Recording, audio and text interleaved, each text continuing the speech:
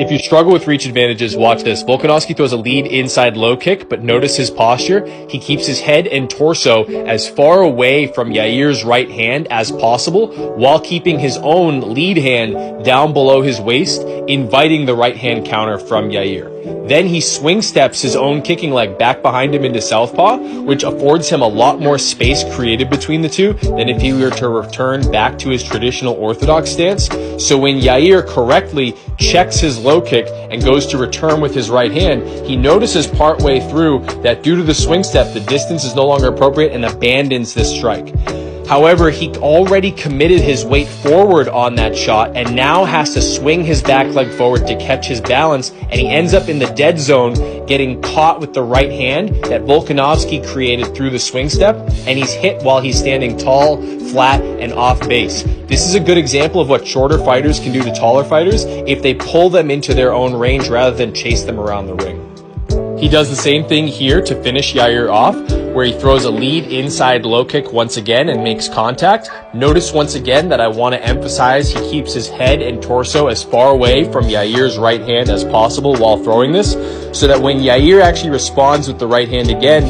notice that Volkanovski's head did not have to change position or slots at all or hardly at all in order to evade this shot, because he was already responsible enough to be in the right position when throwing the kick that initiated the exchange in the first place. His head remains almost in the exact same spot while remaining safe. This allows him to focus entirely on the retraction of his kicking leg into the swing stance, which loads up his counter into the space he created. Yair actually makes a decent read here by actually committing a little more to this right hand, even though he misses it, to blind Volkanovski while trying to follow up with a body kick, which will be in range to land against Volk. What ends up happening here, though, is they're now going to exchange kicks and punches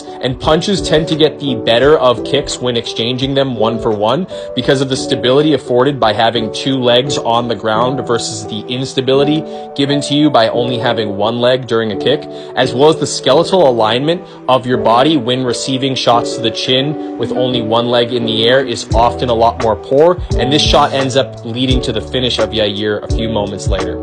The principal takeaway here is that you don't have to actually chase taller opponents around the ring in order to effectively strike with them, and by drawing them into your range through their own volition, you can walk them into your own power shots. This affords you several advantages that are usually under-discussed. The first one being that by having an opponent walk into your own shots, you will accentuate the power because you're engineering head-on collisions. By creating head-on collisions, you're going to accentuate the force of the impact because you have the momentum of both the striking limb and the target landing in opposite directions against each other, allowing you to hit a lot harder than you would if you were chasing someone down and they were rolling with your shots. The second one is it's also a lot better in terms of fatigue management. Your energy economy is a lot better as a shorter fighter if you are not constantly chasing the taller opponent around the ring, working twice as hard, trying to cover twice as much distance, twice as fast, while also just landing less effective shots, as I mentioned a moment ago. So instead, have them do the work for you,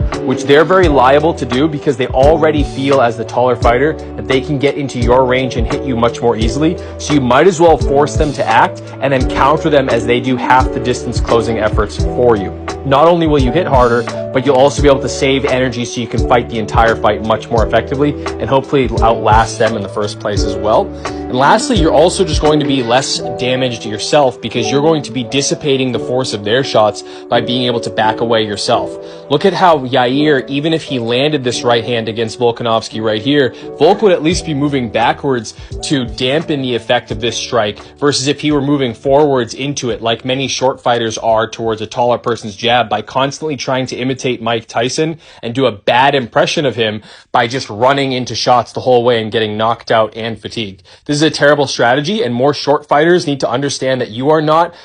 bound and determined to lose the outfight just because you have a range disadvantage. It's all about positioning, timing, tactics, angles, and how you play the game. I think Volkanovski is the man to look at right now in MMA on how to outfight with tall fighters that are very fast, skilled, and athletic, and understand that it's about savviness and how you play the game instead of just copying standard tactics that people modeled off of tall-built fighters.